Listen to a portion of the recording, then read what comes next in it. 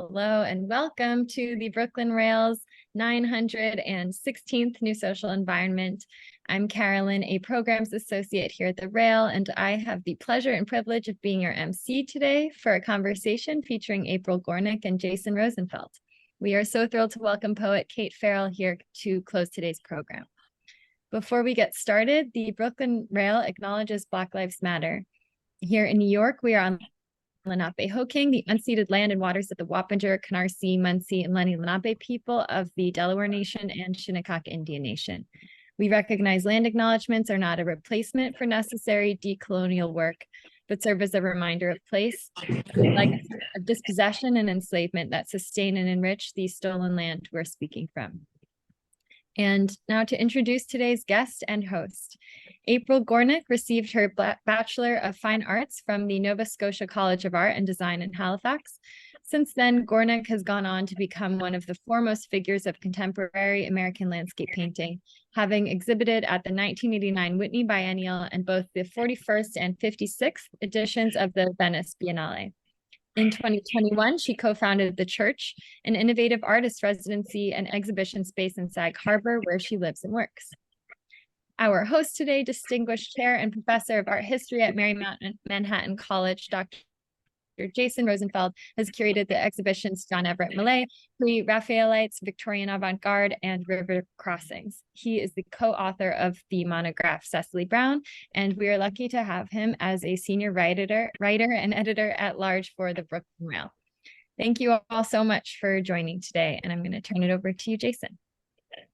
Thank you very much, Carolyn. Awesome. Welcome to everyone on this fall day, October 10th. Welcome, April. Thank you. Thank you, Jason. It's great to be here. April's coming to us live from Paris. Where it's 85 degrees. Where it's 85 degrees. We have no idea what that is in Celsius, but 85 degrees is hot no matter where you are. Thank you for taking time out of happy hour to join us on our midday happy hour at the Rail. And we welcome also Kate Farrell, who's coming to us live from Sharon, Connecticut, our poet for the day.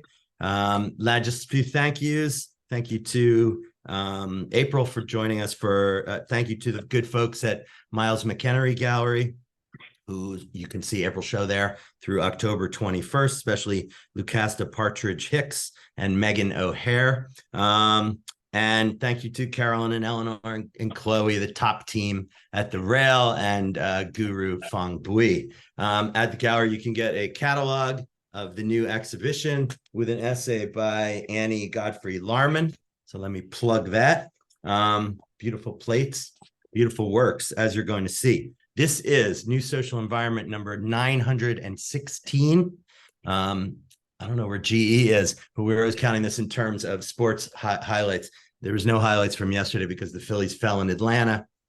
We'll be okay tomorrow night. But 916 means we have passed Roy Williams on the list of all-time wins by men's Division I basketball coaches. And we are approaching Jim Calhoun of Kate's, Connecticut, who has 920. So we're going to pass him this week, which is good. Otherwise, let's get back to the real stuff, which is art. And I have to say, I'm super excited today, more so than ever, because we are talking about landscape. And landscape painting is something near and dear to my heart. Part of my dissertation, which I did way back in the Clinton era, and something that we don't talk enough about in contemporary art. So it is a particular pleasure to have one of the greatest living landscape painters on the Rail today, and to have just down the street from me here in the West Village, her beautiful show at Miles McEnery. So April, welcome.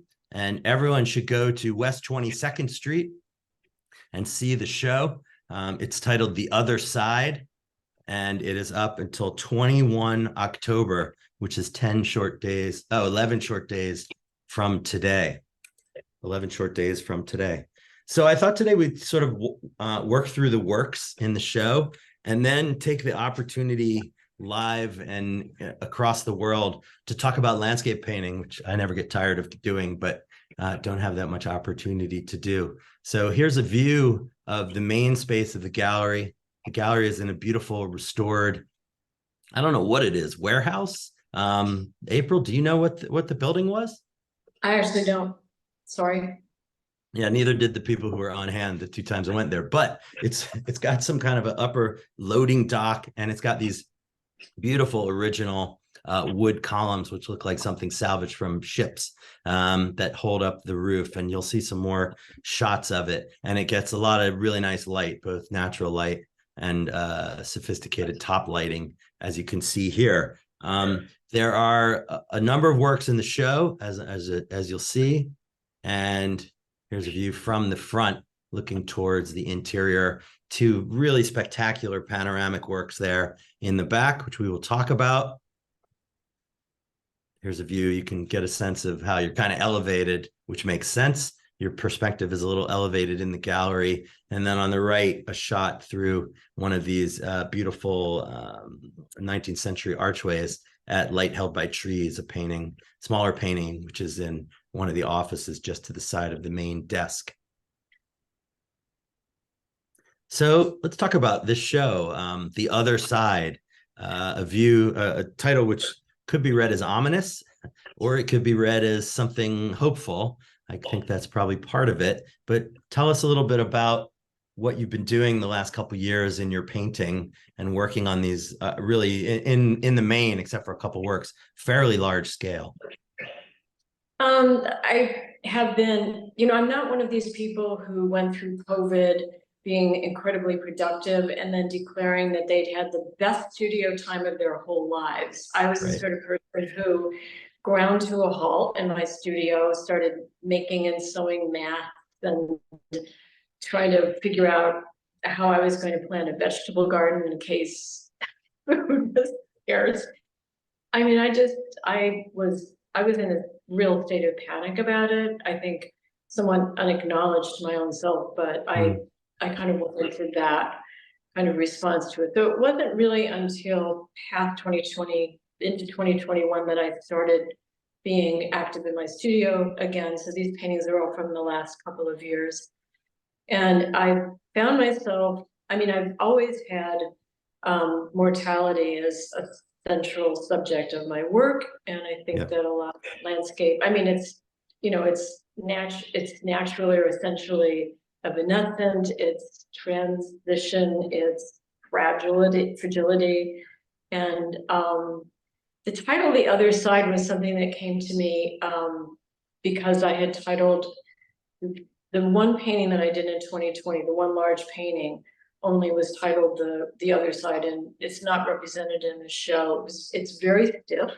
I think that it was reflecting some of my anxiety. And the one in the picture that you're showing right now to the right, The Other Side, is the second one that I did that I titled that. And partly because it's, for obvious reasons, there's like a kind of a wall of clouds that extends toward you, the viewer, and then there's what's the other side of it, of that big bank of clouds. And I'm always fascinated by a state of nature that holds 2 kinds of light, 2 kinds of weather activity, 2 kinds of moons, et cetera, et cetera. I guess because I will never adjust to ambiguity and ambivalence, and yet I'm completely attracted to it.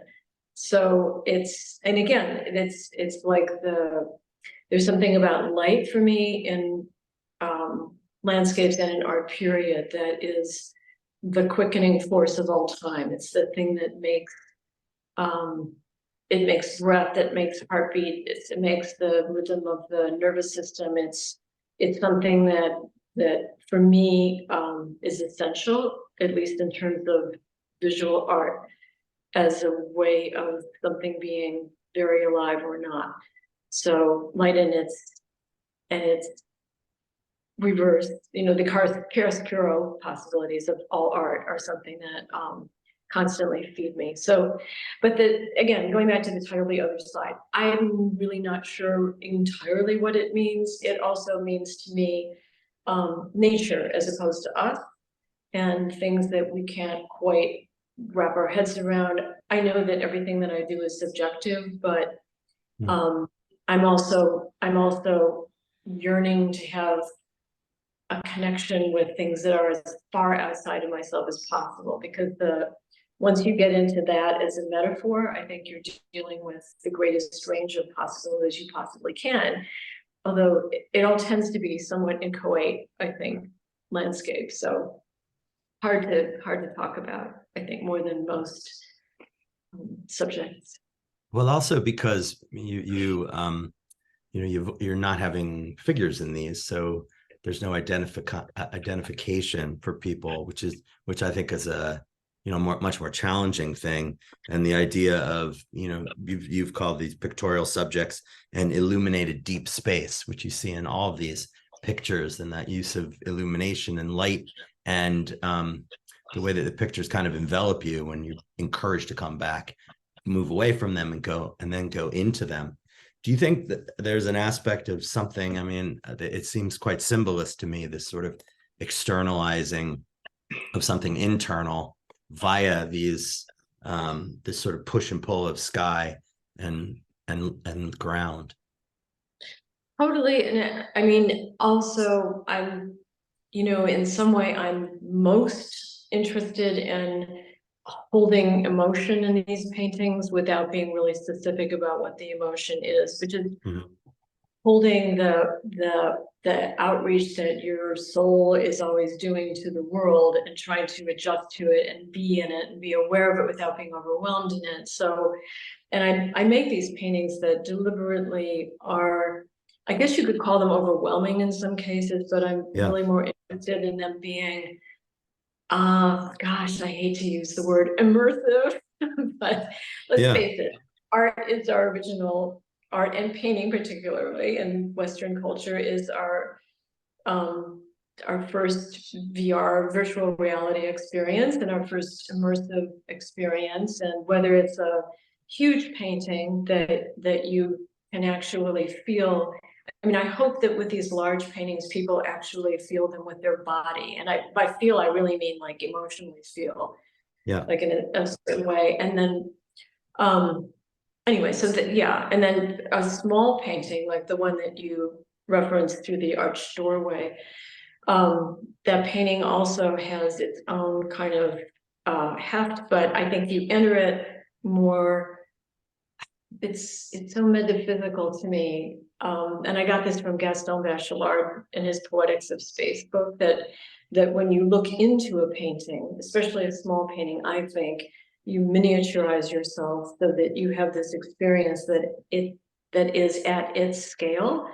And scale for me is really important in this work. I always try to get a painting just the right size, to be large enough to be embracing, and then small but roomy enough so that if you're looking at a small image, you can wander around in it as your tiny self, your small soul, just as powerful as your big soul.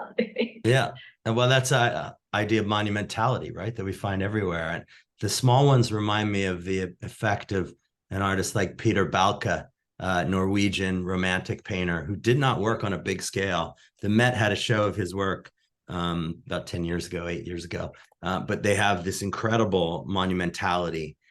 It's partly the subjects he's choosing, but mostly the light effects that he's working with in these Scandinavian skies. And this one has that kind of power, but also feels like sort of an English romanticist painting, like Rite of Derby or de Lutherberg. But the big ones are certainly immersive. I don't think there's any way to shy away from that. That's what they do. But there's lots of different directions I think we could take this. Certainly we could talk about abstract expressionism and the abstract sublime, and then coming back to the kind of landscape element in these landscape format works. You're talking about the little ones, which tend to be portrait format, so they have a very different address to the viewer, and they're not tall, so it's more about the head and the eyes than the body, right? But the landscape format works they envelop you.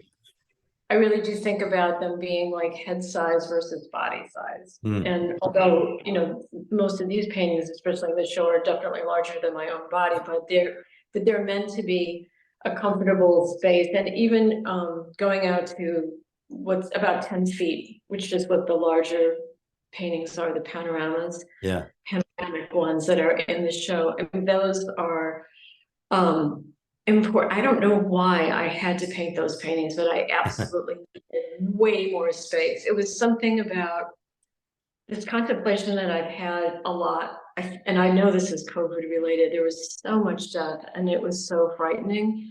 But I just kept thinking about how the spirits of the people that we were losing was also matched in some way by the spirit of heroism that was shown by all the healthcare workers, the doctors. I mean, it was an interesting kind of interplay of losing and gaining and losing and gaining and losing and gaining. And I ended up painting several paintings that had this kind of sense of rising and falling that relate to that for me anyway. Anyway, I needed something that really spread out because I felt like I needed to expand into something that was way larger than myself, that felt way larger than myself, but that held a certain kind of complexity of emotion that would hopefully, you know,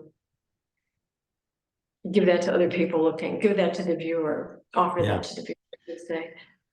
Yeah, and I think you see that in lots of these paintings, that there's a really interesting connectivity between the ground and the sky via weather, via clouds, via humidity, rain, sea spouts, whatever they are, that there's an interlocking and interlacing, which is both formal and then, as everyone just heard you describe it, it's also emotional in looking these pictures.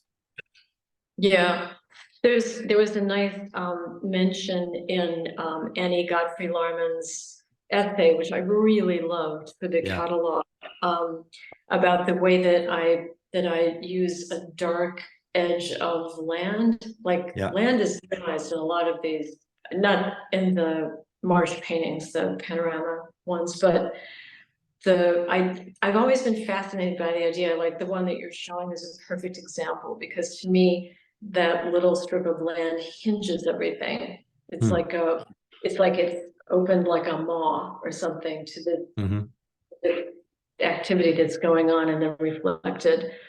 And it's depth without actual depth. So to me, Explain what you mean by that to everybody. What do you mean by that? Depth without actual depth.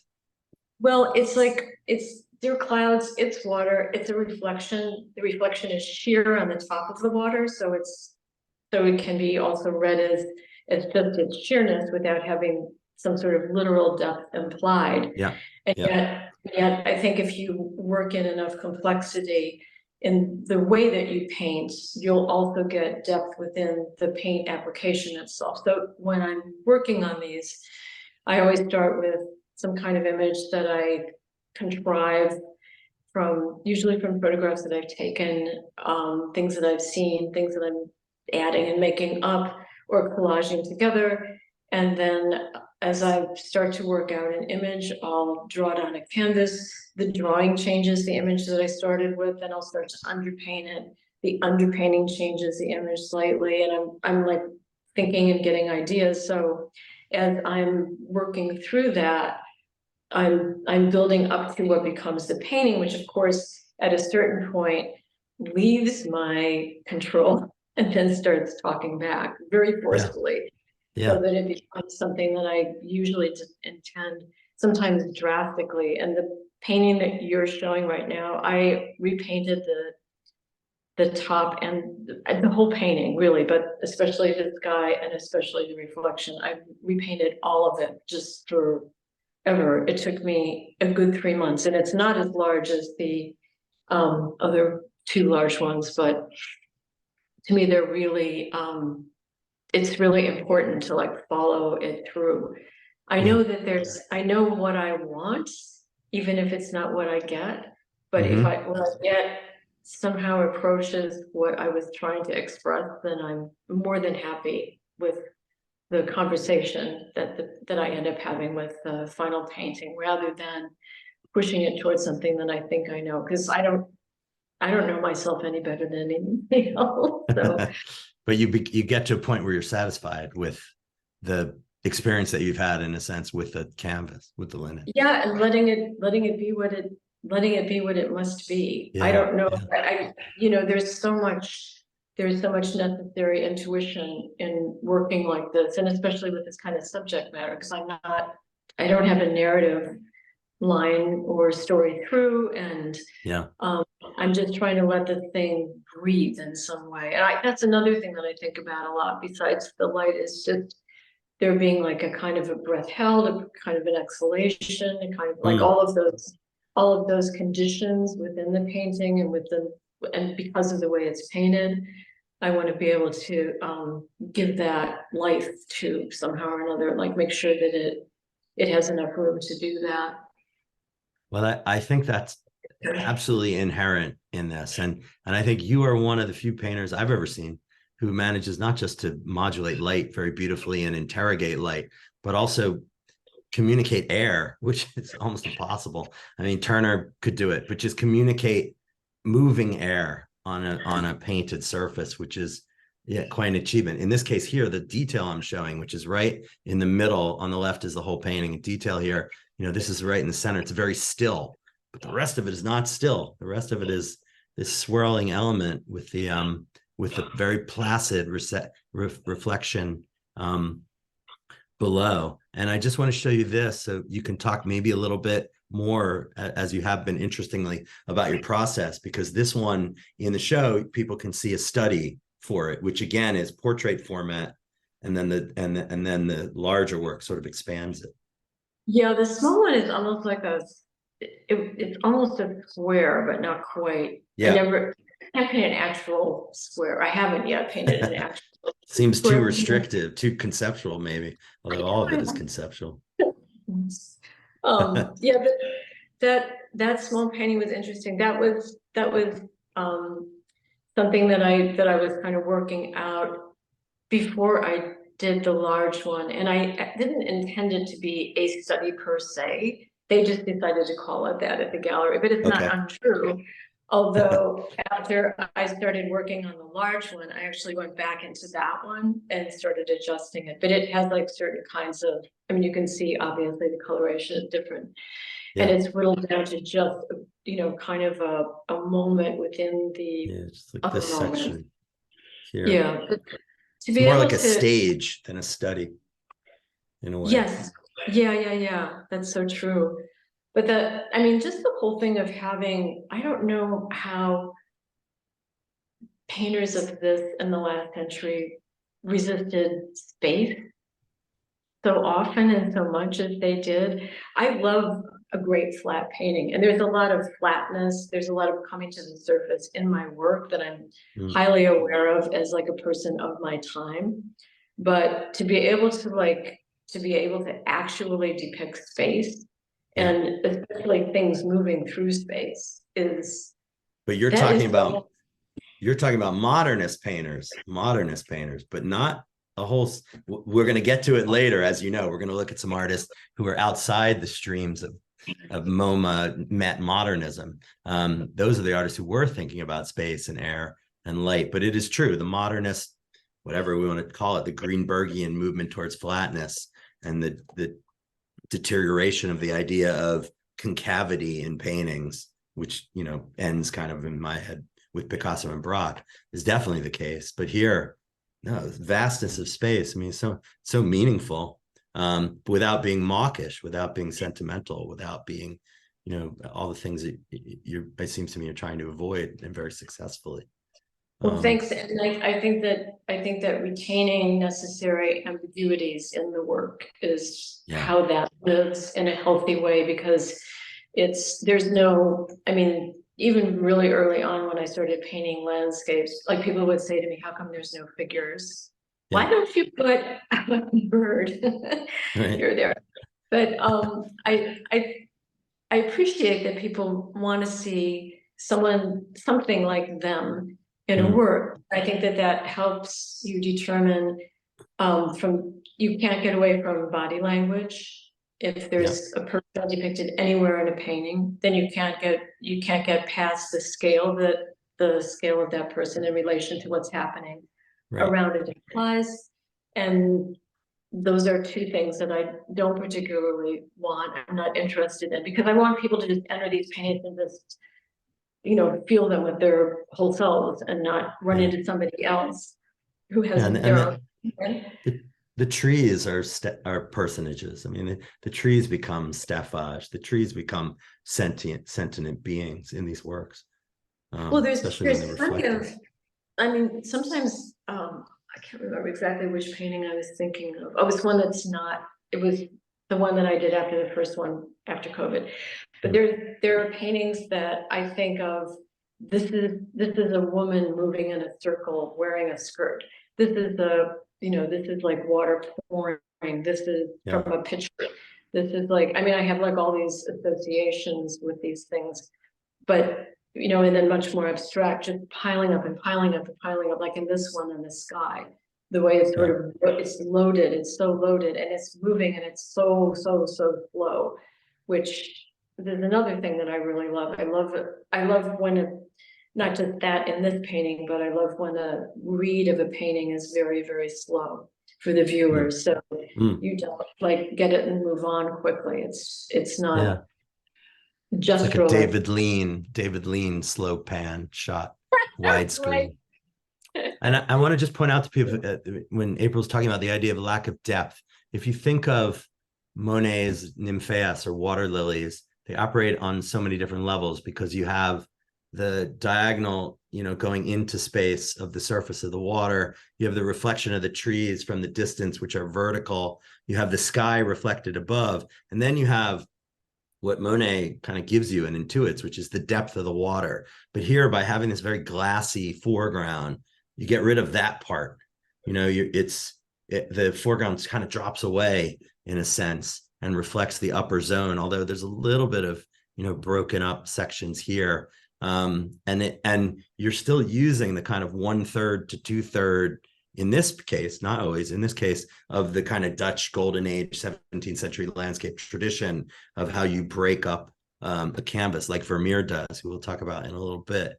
But everything else about it is a-traditional. I would say is not traditional at all. It's playing with these kinds of associations. And then here's a detail I took of this tree in the center with this extraordinary, I don't know, some kind of a cobalt gash across it, which is not so noticeable from a distance, and which reads like, a causeway that you see whenever you drive around the East End. You see these all the time, and there might be a bay beach on the other side or what have you. But when you look at it here, it feels like it could go on and on and on and on into perpetuity. Yeah, I mean, there are a lot of lies all through all of these works, like things that wouldn't actually happen. I mean, I can't give you enough examples of people who have said like, oh, I thought it was a photograph. Yeah. And people always mean that as a compliment, like it looks so real. And I was like, oh, it's not a photograph. Think about me, but that's a bridge too far for a lot of people. But I think that the if you load up a painting with enough actual physicality so that people feel its presence in a very specific way, that substitutes for, and then lets you get away with a lot of the little line bits that actually make it more interesting. Like that, I've never seen a color of sky like this in this painting, actually, but it got so exaggerated, and then it went its own way, and then all these browns started coming in. None of that was in what I started with, but I love the way it just became its own universe. It became its own situation. And somebody just sent a message in about that there are invitations for contemplation. And I've said that a million times to people. Yeah, like it's not about you. There's no answers. There's no specificity. It really is like. Yeah.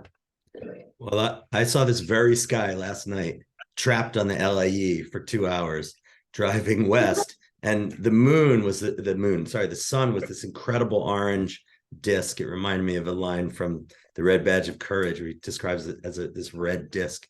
And the clouds were way overhead, and then they just stopped. and then it was this color orange. And my son and I were sitting in the front seat, and he's like, "That's the picturesque." I'm like, "Exactly." And I could show you the painting that it will remind you of, because it's right in Chelsea right now, that same color.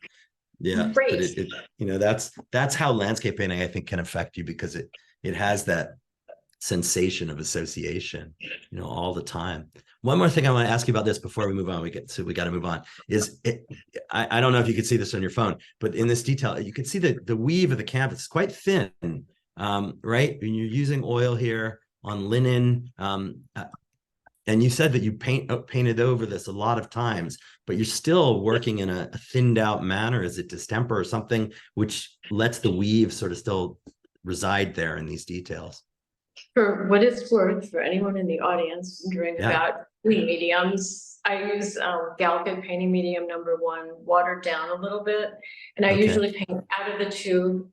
And then when the painting is all filled up, and I literally wrote to Mr. I think his name is Robert Gamblin, he's a very nice guy, about like, is it okay to be doing this? I'm not very good about technicalities about oil painting, but when you're painting out of the tube and then it starts to dry into the linen surface, everything gets matte.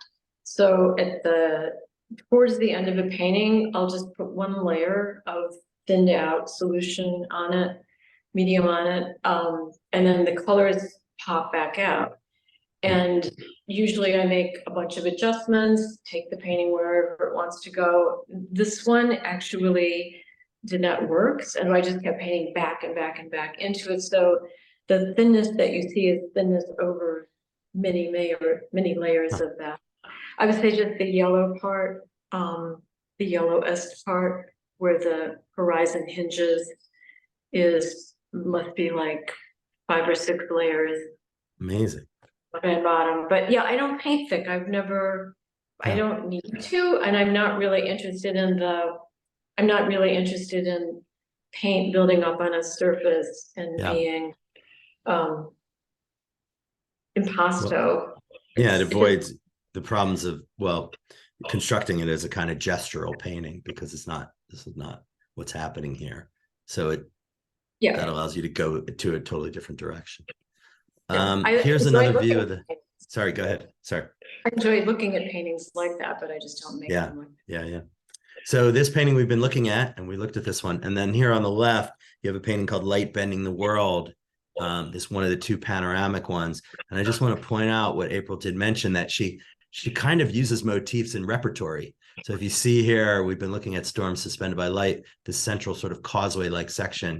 You see it here on a much smaller scale and in the distance in Light Bending the World. Here's a detail, and it's not exact, right? But it's similar motifs which are used, and maybe that's subconscious, or it just calls attention to the fact that these are not A, photographic, or B, based on actual locations. These are imaginary constructions, these paintings, which are the product of decades of experience of working with the representation of nature.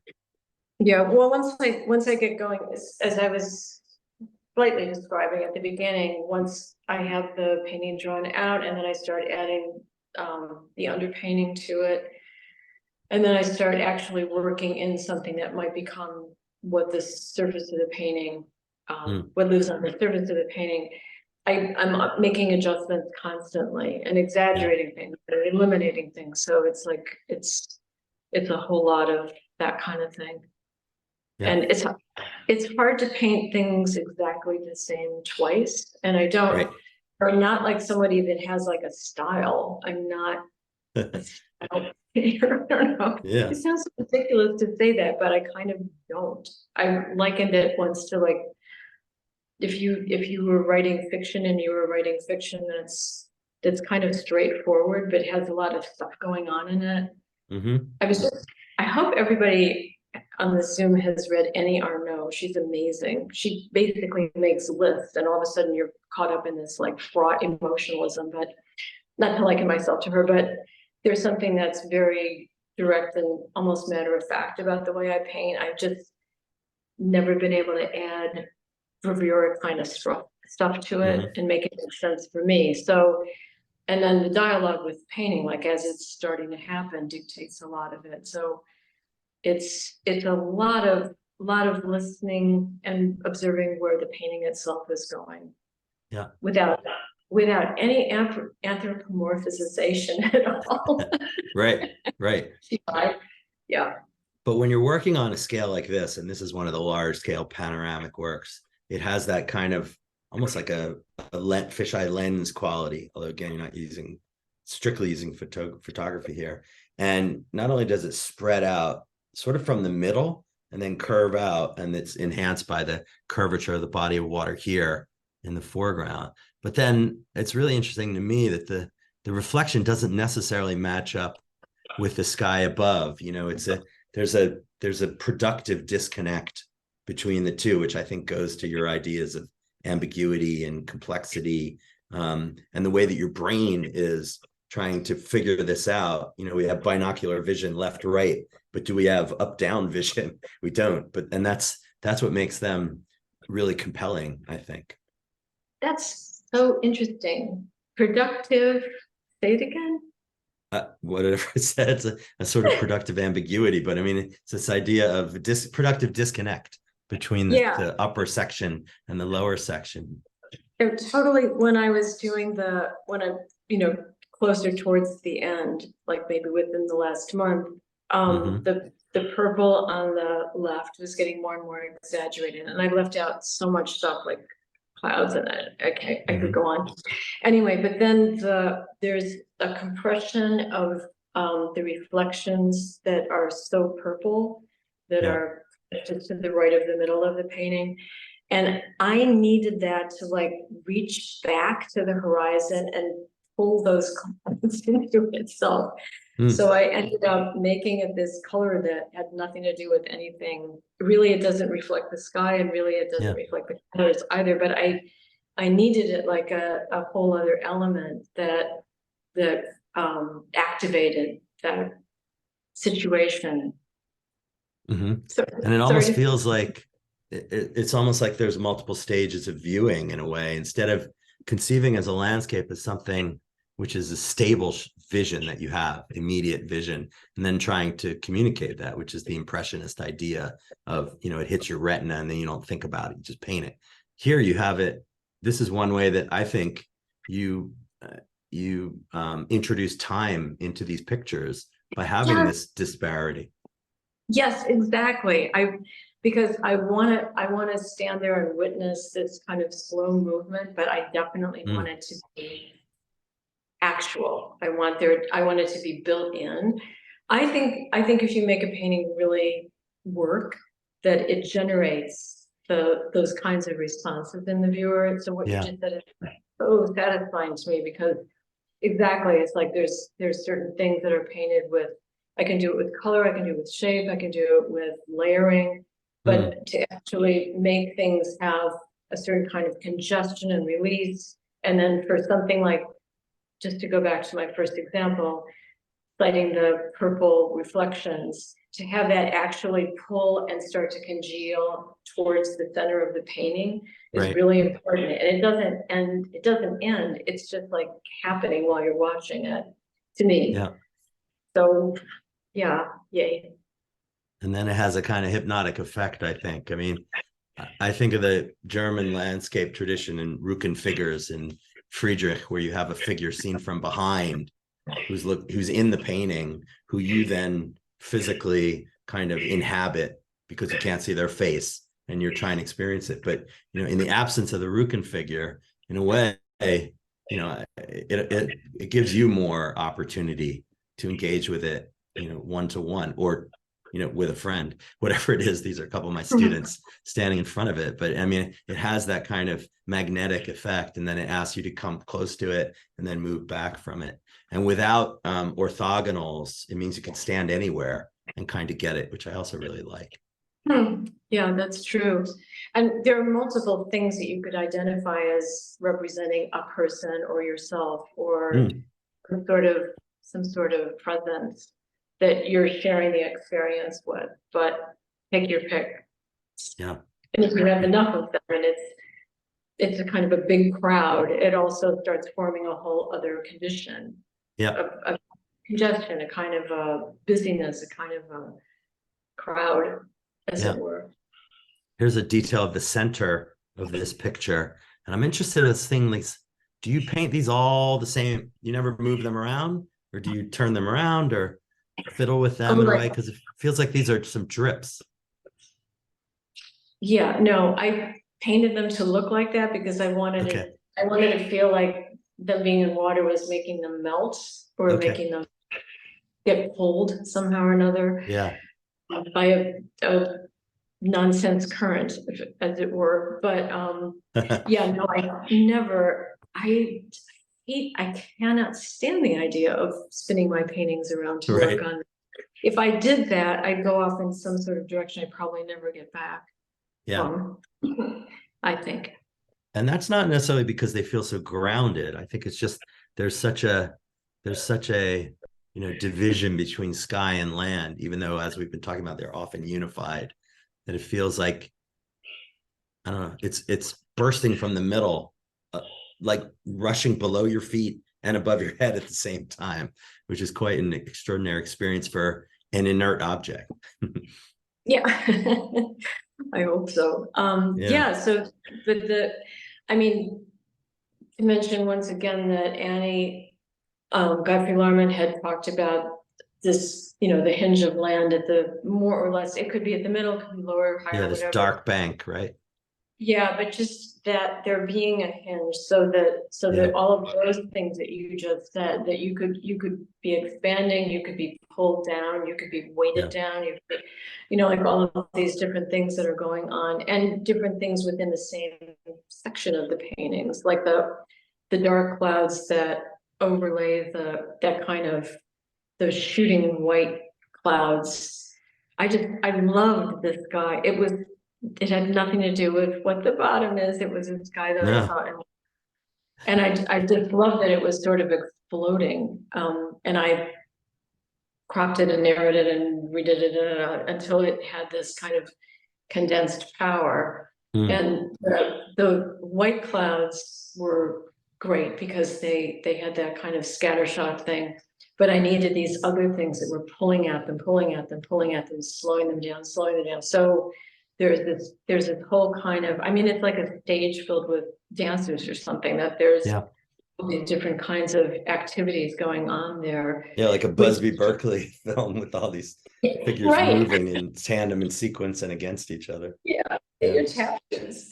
But then, the bottom is so different, but I really thought I could make it work, and I think I did. So I was super happy when I was done with this one, because it really is a complicated painting, just in terms of all of the things that are going on in it, and it gives me a sort of a luxury of movement and light too, which I wanted to have that. I wanted to make that last. Yeah, and the complications of clouds are just extraordinary. I have a son, my son also, he's learning how to fly, so he's studying clouds, and he can identify all the clouds. We saw this also yesterday driving home, just a really high sky with multiple layers of clouds right by Republic Airport, and there were planes going through them, and you get the same sensation here. I cannot recognize any of these: Nimbus, Cirrus. I know you know them. I know Constable knew them, but this sort of approach to cloud making or cloud forming, which you see here, which seems so kind of crazy and off the wall, but actually it exists. Hence the title, The Unbroken World, for this one. It's still going this way. Yeah. Well, that title really had to do with nature as this inviolable thing that is no matter what we do to it, it will at some point be unbroken. Never mind our best efforts to destroy everything that's beautiful. So that was just a very poignant title for me. But the whole thing about clouds, I actually don't think about what kind of clouds they are ever. Okay. I think more in terms of gravity and Mm. density and humidity. I think about humidity a lot. Like how to make a sky feel humid enough and dense enough and clotted enough. And then I was also thinking with this painting, I'm sure you know Gerald Manley Hopkins' poem about all things brindled, dappled, et cetera, et cetera. Yeah. I can't remember the name of it. But it's, you know, it's really spiritual. And for me, it's really spiritual, but it's, in spite of having now begun studying Emerson, I'm still finding it hard to express what I mean by that. But there's something about the soul and the spirit and nature and continuity and life that goes on with us, within us, and without us, kind of at once. And I'm really interested to see if Emerson gets to that in some way, because I was just recently introduced to him. Sounds stupid. I've read a bunch of other philosophers, but not his stuff. Yeah, closest to home. Closest to home. Yeah, I'm super blown away by it. So, hello.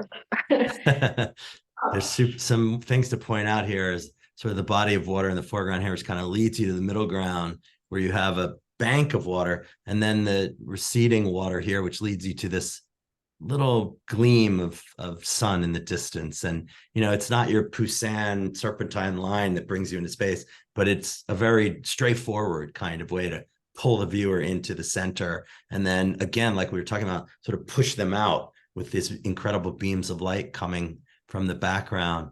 Maybe just talk for a second and then we'll move on about the grounds that you're using. I like to talk about process. I know there are a lot of students and art students on the Zoom. The grounds that you're using, sort of pinkish ground for these paintings?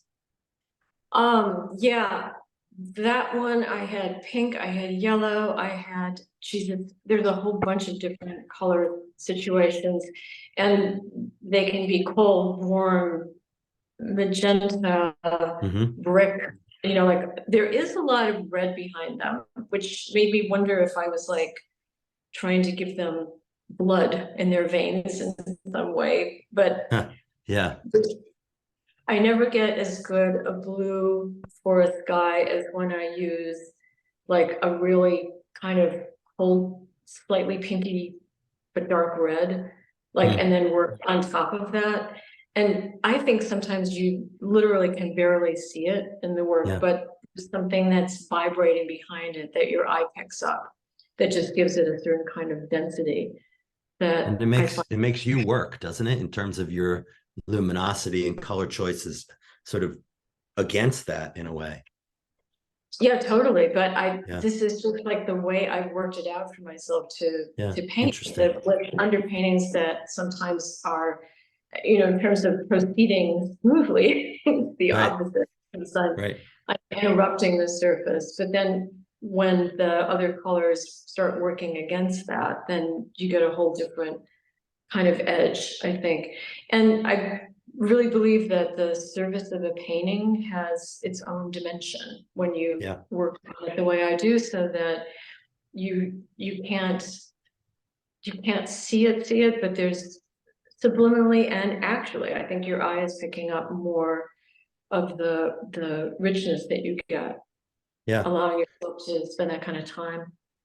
Do you feel like you go back and forth a lot, move back to see it and then get right into it again? One of the artists that I've worked on for a long time is John Everett Millay. I'll show you one of his landscapes shortly. And he said he reckoned he walked miles when he was painting his pictures, back and forth to the back of the studio and then right back into the scrum and then back to see it again. He figured it's kind of aerobic art making in his mind, how he worked. I do that more towards the end when I'm when I was painting the sky when I was starting to work up the colors that it would eventually become. I actually just kept going with it a lot because I lost my place 9 million times. I was really confused. And I just got to the point where I was just like, this far away from the painting and just trying to keep going until I had something there, till it started to congeal. And then I could make more specific changes. After that, like, especially once it's filled in, then it's like this big exercise activity with a huge amount of back and forth, huge. Right. Interesting. And there's nothing more frustrating and more, in a way, delightful than to make a positive change in something, which is usually the thing that I liked best that I painted. Yeah. But to make a change and then feel the whole painting shift. And sometimes the painting flies, the whole thing just kind of shifts. And you're like, wait, I just did something that's incredibly great and will progress this to what I want, or I've just ruined my life. But I mean, once you do that, then I think you just have to keep following it until you kind of wrestle into shape. But it's very physical, I think. Yeah. And just I reckon, especially the big ones, the big pieces. Yeah. So allow me a little art history. So the thing that I thought of when I first saw the painting on the left was not Georgia O'Keeffe, which maybe some people do, but Oedler's wonderful symbolist landscapes, Weisshorn here and scenes of Lake Geneva that he did. He also liked this sort of purplish, pinkish colors, but as well that sort of disparity between sky and reflection below, but these sort of symbolist landscapes, which are sort of loosely based on nature, but are really sort of flights of his own visual fancy here, sort of later in his life. Oedler, I don't know if you're a fan. I love this painting. I'm not like obsessed with him, but no. But there's a commonality, sort of new kind of symbolist ideas that's going on in your work that I think senses it.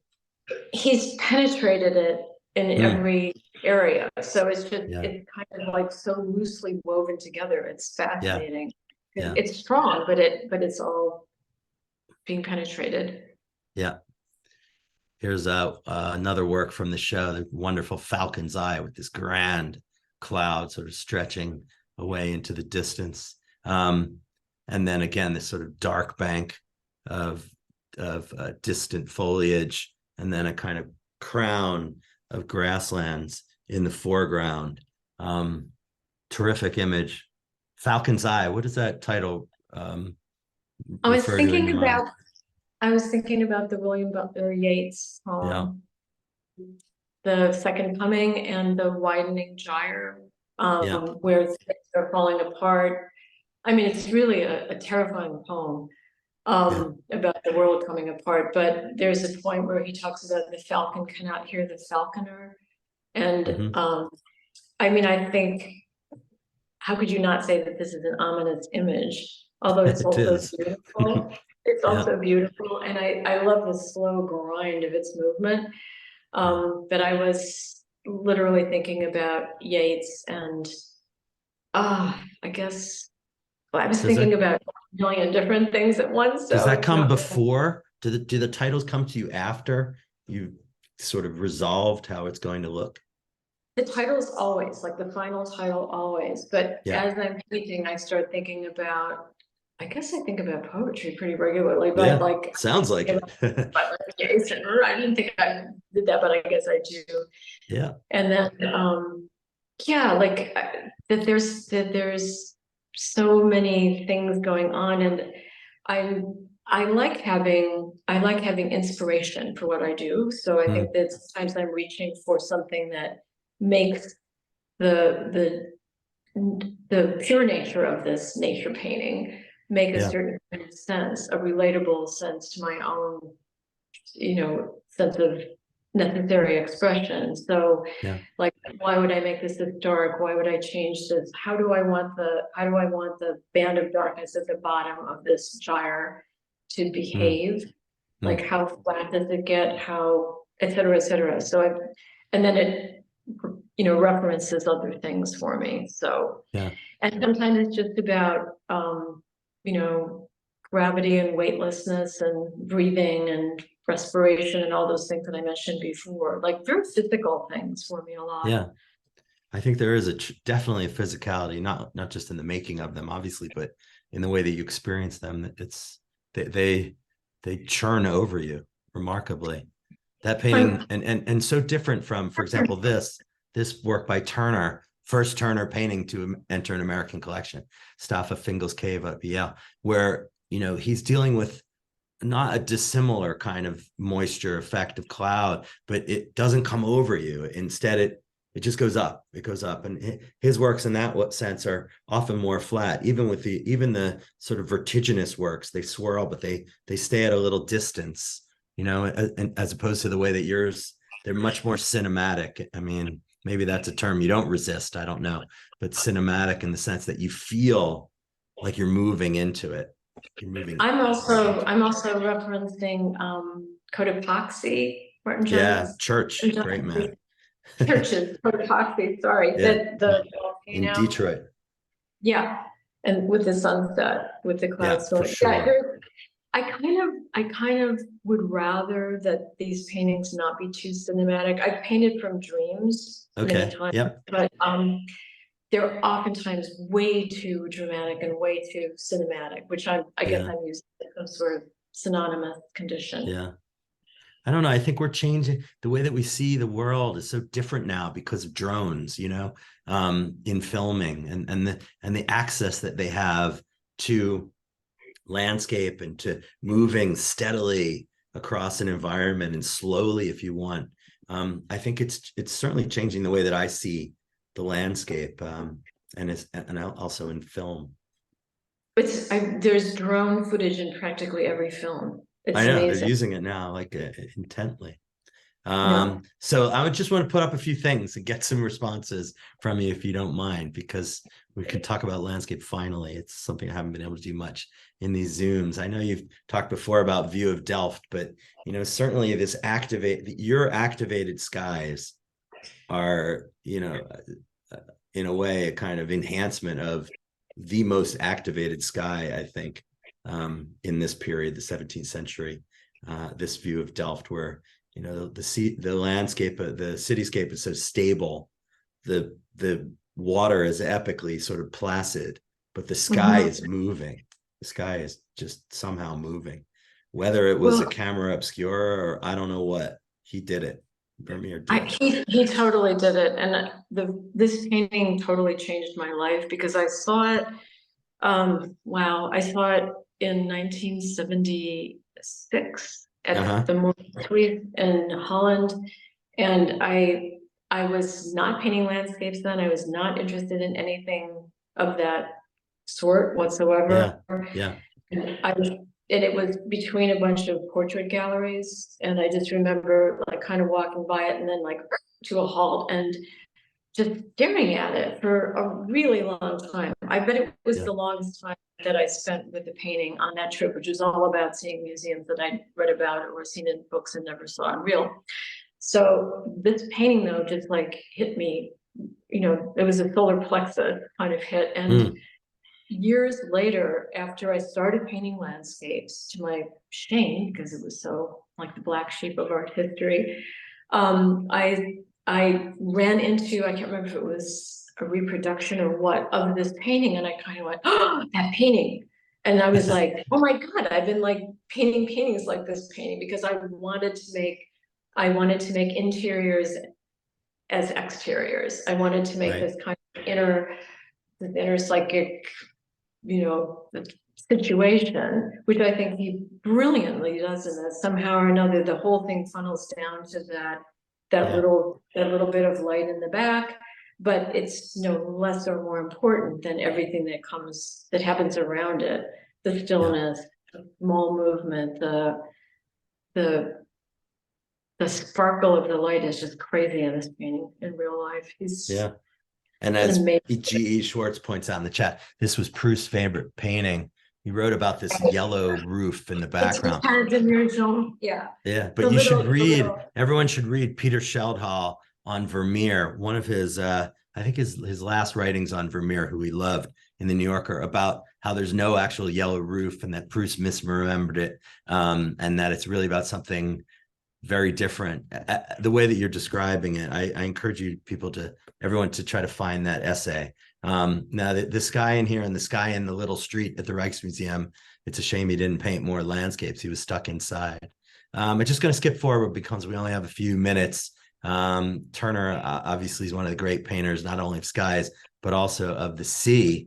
And there's one painting which is not in the show for want of space, which is a very beautiful interpretation of the sea by April. This one, Just Before I Left the Ground, 2023, which kind of marries those bright, warm colors that we saw in the earlier picture to these paintings of waves, oceanside waves. Do you want to say anything about this for a minute?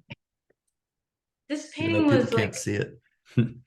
well, there's a little bit of black over the right-hand side of it, but the title, but the painting has such, it's so fresh for me still because it was the last one that I did, but as I was finishing it, for one thing, the sky like turned out to be ridiculously brighter than I expected it to, but I kept it because I somehow needed it in a way that I don't entirely understand yet. And then I reworked, again, this is one that I reworked a zillion times because I was trying to get the light and the weight of the sheets of water as opposed to where the water was breaking as waves. Yeah. Trying to get that to be dense and slow and heavy enough to hold the waves down. Yeah. And the picture looks so different from this because there were like lots of little waves all over the surface of these things. I kept reducing it and changing it and trying to weight it with all of these different kinds of repaintings. And then when I got done with it, I felt like it was everything was pushing down as the waves were crashing, and I was lifting up, which is why I titled that weird title. Well, I don't quite understand it, but I know it's the right title. Yeah, it's the right title. It's these yeasty waves, which are quite wonderful, and which Ruskin wrote about at length in terms of Turner, yeasty waves, and also appears in Shakespeare. Ruskin wrote a lot about Turner's wave studies, and ultimately, late in life, when Ruskin was really cranky, he essentially decided that poetry could do it better. So it's funny, we've been taught that anything Turner did was great, but poetry could do it better. So it's interesting, and we've been talking about poetry this whole time. But I love this sort of ribbony treatment of the waves here and then these almost like peaks, almost like mountainous peaks here, and then the hard sheet of water. It's terrific here, and without sitting in front of it, but getting its essentialness. I think that's how this picture works. And then that pulsating sky above. Good stuff. I got to go see it. Here's just an example of a Turner that we both like. One which is at the Clark Art Institute in Williamstown, Massachusetts. It's had a checkered history. It's a little damaged, but it's been beautifully restored. And this is Turner again, the sense of vortex swirling, but also it's at a reserve. It's a little bit at a distance from you. And then this exquisite use of blue, which is part of his trademark. But I wanted to get your response to this painting. John Everett Millais, the great pre-Raphaelite painter, later in life took up landscape painting in Scotland. This is from Perthshire, Chill October, owned by Lord Lloyd Webber. His first and maybe greatest landscape painting. Ignore the little birds. Sorry about that. Ignore the little birds. But otherwise, here's a painting which is about space and vision and distance and detail, and that bank of darkness in the middle, this bank of trees, and then the atmospheric perspective, and then the lowering sky above. I just think it's a magnificent thing.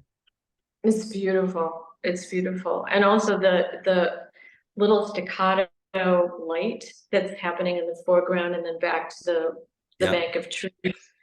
Like that, I like the tempo change there.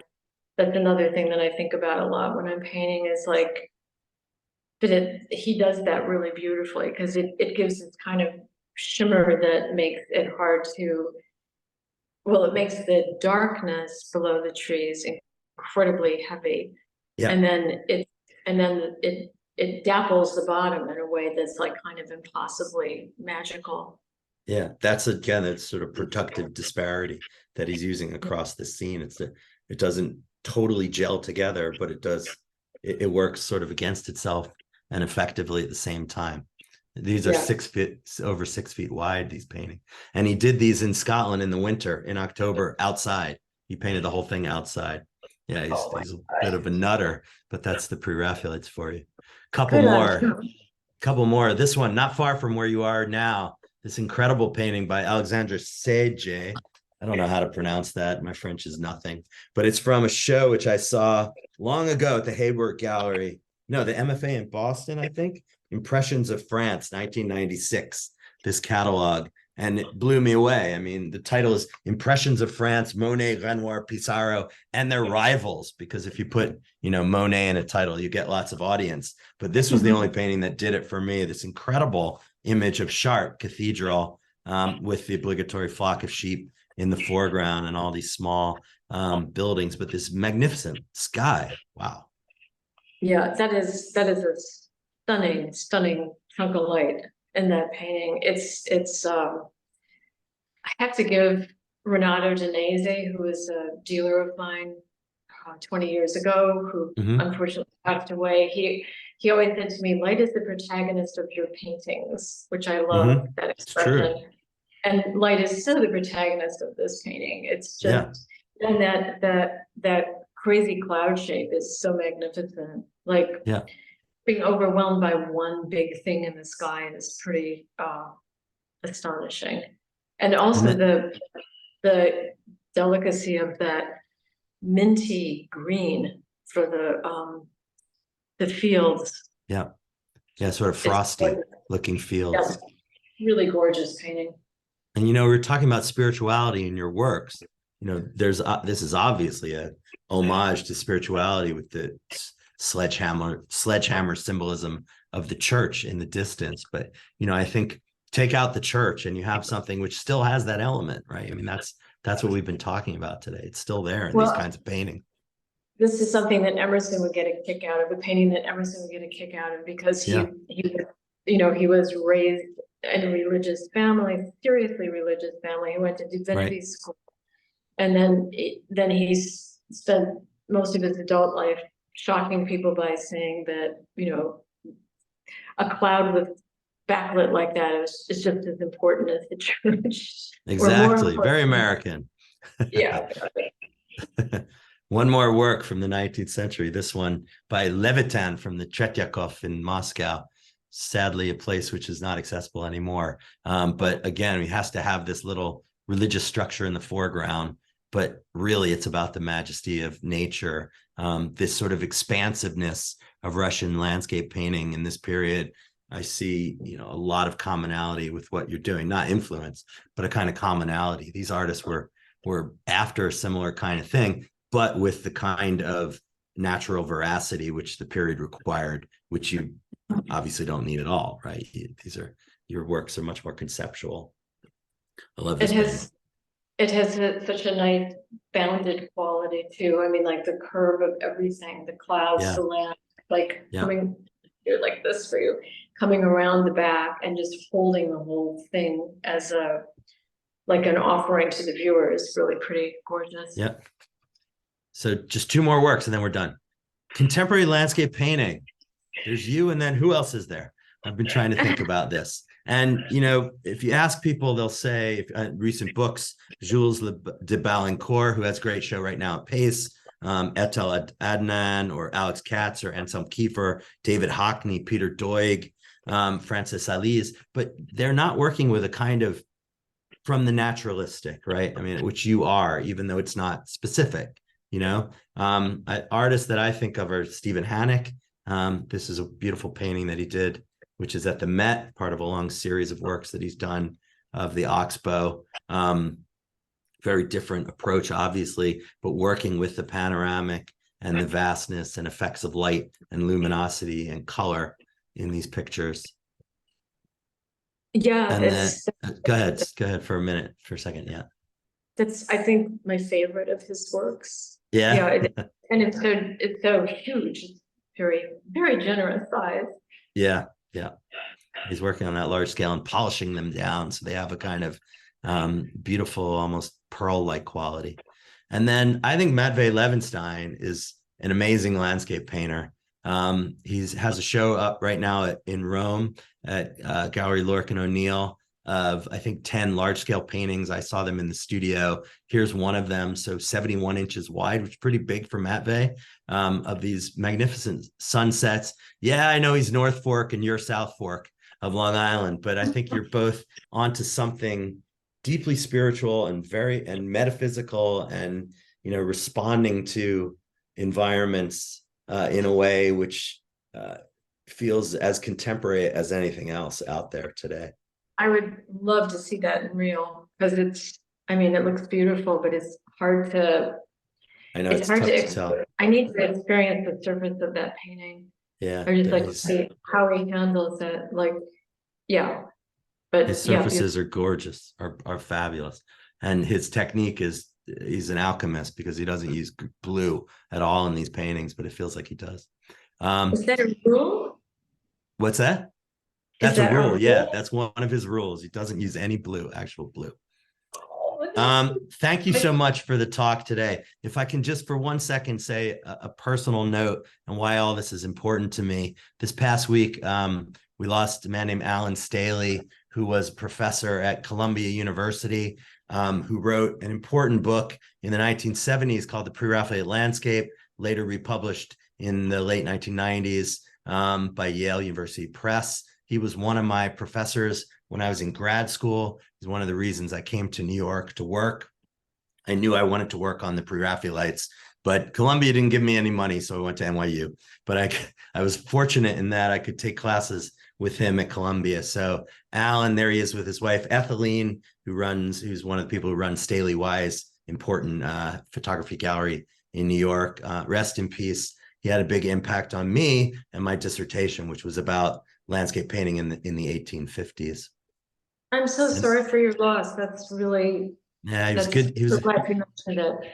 He was a good person. He was one of the 3 people who really impact everything that I do. Robert Rosenblum, Linda Nochlin, and Alan Staley. So on a happier note, maybe the other side, everyone go please to Miles McEnery and check out April's extraordinary show. These beautiful landscapes, complex, ambiguous, and everything that we've been talking about, symbolist, until October 21st. Thank you so much, April. It's been wonderful talking to you, and thank you for enlightening us all on what you've been up to. Thank you so much. It's been great. Really wonderful. I turn it over to Carolyn and our poet. Thank you both so much for this conversation. And questions, sorry. Questions first, then the poet, sorry. There's some people in the audience who want to paint landscape, who want to walk out into the landscape. So you've been really inspiring today. We have a couple audience questions before our poetry reading, and I'm going to turn it over to Mia Funk first. You should be able to unmute, Mia, to ask your question.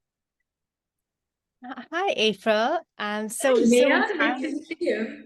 Nice to see you. We're both in Paris, so it's kind of strange. Okay, so so inspiring to see and hear about the discussion of your paintings. First, an observation, because you mentioned the author Annie Ernaux, and I felt that's so interesting that her work resonates with you because her well-known work, The Years, and her body of work. It's like a collective memoir, and I feel like even that title, The Years, would be like a good title for some of your paintings because it's not this photographic capturing of a moment, but like the passage of time, of years, the passage of time on a landscape. Yeah, that's a very nice reference. In terms of her work, I was more thinking about the way that she writes in a very plain, it's unbelievably plain writing, and yet as you're reading it, you become so filled with emotion. I do. And yeah, I think that's a really great expansive way of also likening them. Yeah, The Years, it's poignant, it's it's perilous, but it's the way that she delivers it is matter of fact. And I guess that's what I was trying to say about working with my paint handling in a relatively matter of fact way. So Oh, sorry. Here you go, Mia. You can unmute. Oh, Yeah. sorry, I did mute again.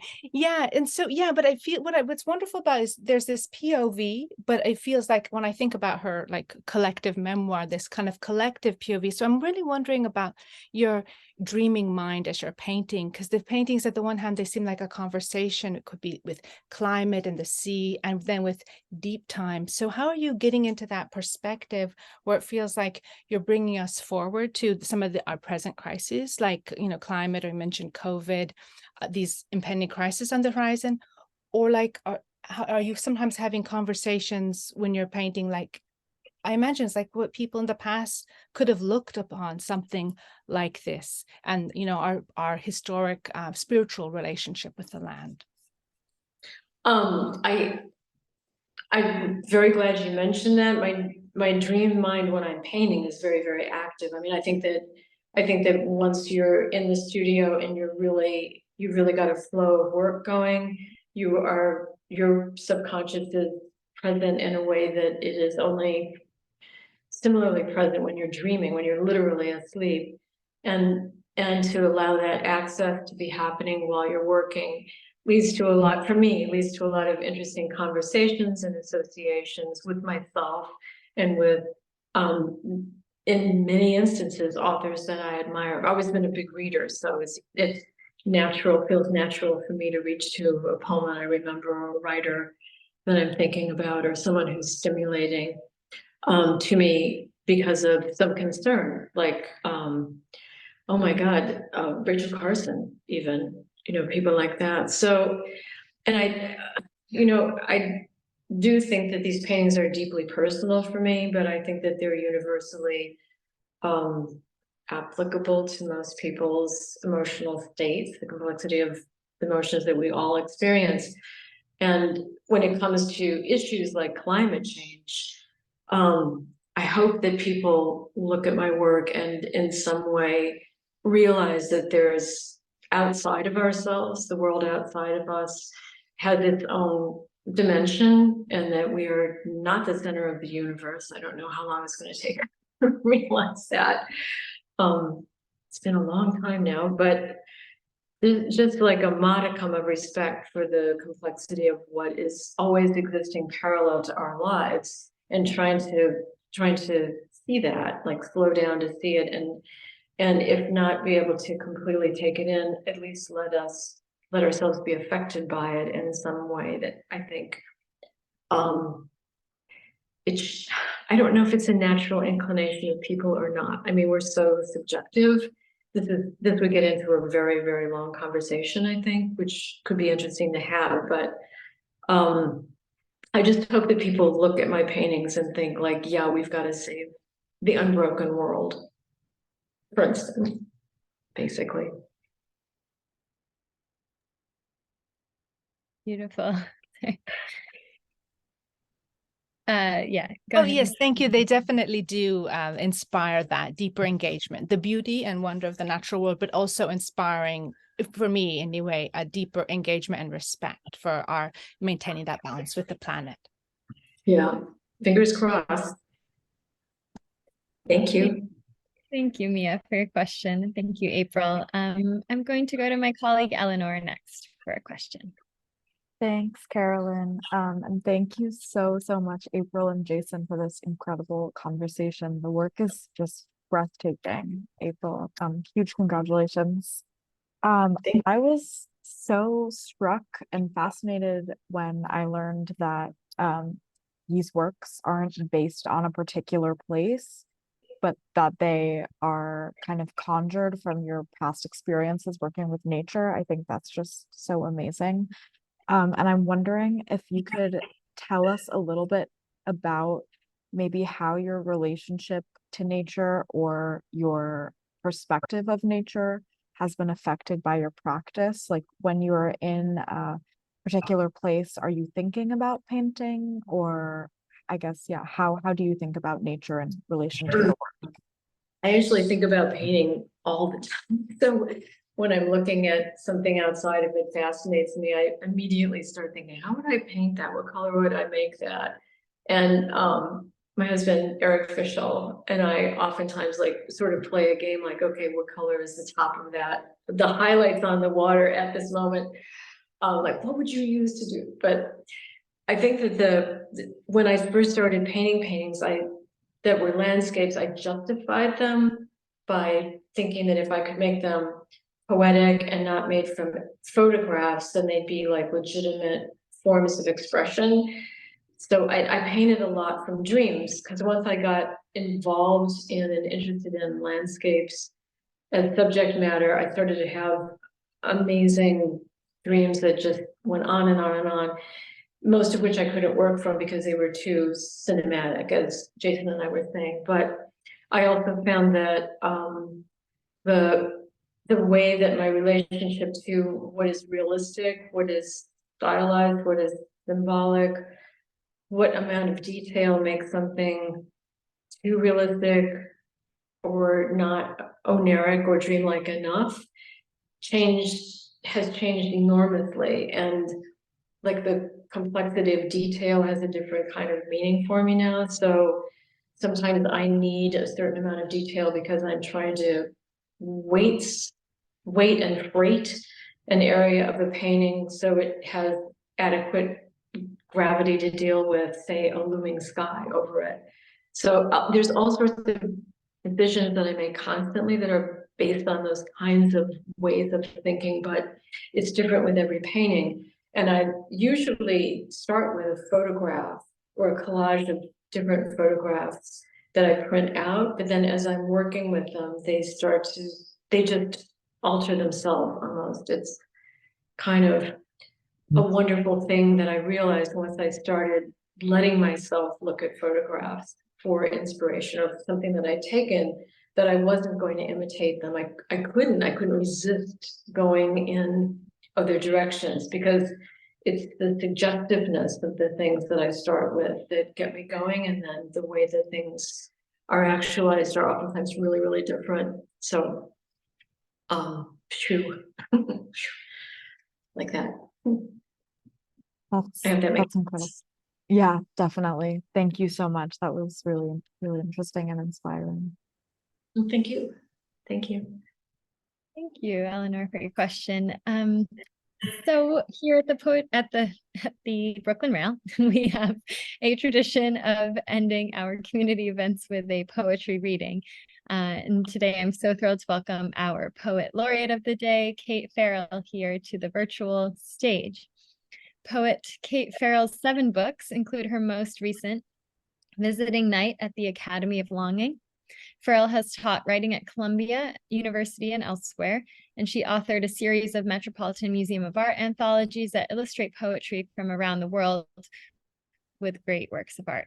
She's also the editor of You Are the You, Writings and Interviews on Poetry, Art in the New York School. And this is forthcoming from Mad Hat Press in spring of next year. Thank you, Kate, so much for being with us. I'm going to turn it over to you. Oh, you're just muted, but here you go, Kate. Hang on, you're just muted. Oh, there you are.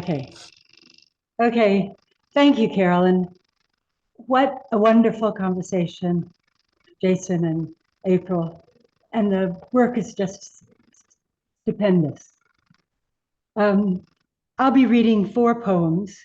This first one is a prose poem that began in a dream. It's called Philosophical Sonata. Philosophical Sonata.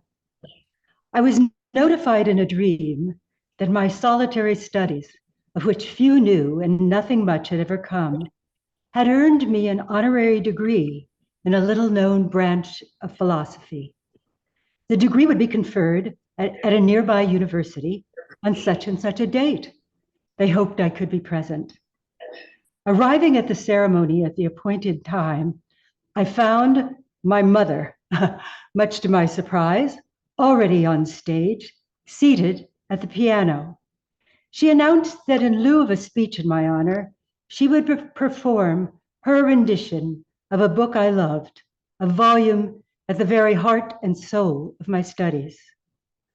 As she began to play, I was amazed that a book, any book, could function as a musical score, but even more astounded that the long, arduous, mysterious opus that had come to mean so much to me, 100 books in one, a lifetime of grappling, was so lucidly expressed by the wondrous sonata my mother played that night. After the applause abated, she laughingly told the audience that she'd learned to play the book simply by dying. Whereas for her daughter, and here she gestured toward me, it was a lifelong métier. That's when it hit me that I could use my lonely studies as a sort of musical score. Nothing on the order of, say, Martha Argerich performing Rachmaninoff at Lugano. No, this would be another experiment entirely. In taking the stage, I thanked our hosts for organizing such an extraordinary occasion, then sat down at the piano and began to play. To a certain bird. Deep down, we want the birds in our meadows and forests to be our pets, or at least for one or two of them to be, if not a pet exactly, a creature as wild, responsible, and free as we ourselves would like to be, but with magical dimensions. The kind of bird friend, for instance, who shows up in a dream to explain to us our mission, or returns from unmappable ends of the earth sojourns and volition to land on a nearby table, or stand unseen in leafy arbors, listen hard, take pity, and tweet, flap its wings and sing its songs, console us with its company.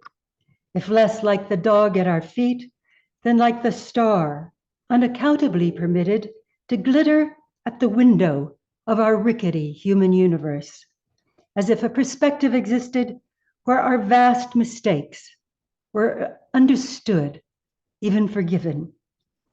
Like that poem by Stevens, where he finds the merciful solace of a motherly touch in the fleeting lightness and loss of a night wind in August. This one's called The Search. The Search. But then the moon comes up after all, and with a glow bright enough to wake you through the bedroom curtains. The night outside, one vast luminous room, beside which indoor rooms seem to belong to a preliminary, rudimentary dimension. And her there shining, mother, daughter, friend, anima mundi. So still and low, it's almost as though you hadn't broken every vow you ever made in the wayside tabernacles of the cosmos behind the forehead. Go back to bed. Close your eyes, determined this time to make it all the way through to the other side of the dark. Then find a place to set up shop, work without let up by the light love supplies, rid at last of mental fuss. Soon, you're walking down a deserted road through a nighttime countryside, wondering whether the locals would know the whereabouts of the lesser known lunar writings.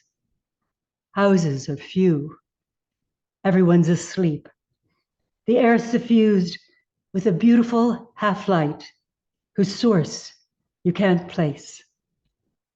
You're strangely unafraid and in no hurry. This last little poem, entitled Metaphysics, is from a dream I had not long after my father died. Metaphysics.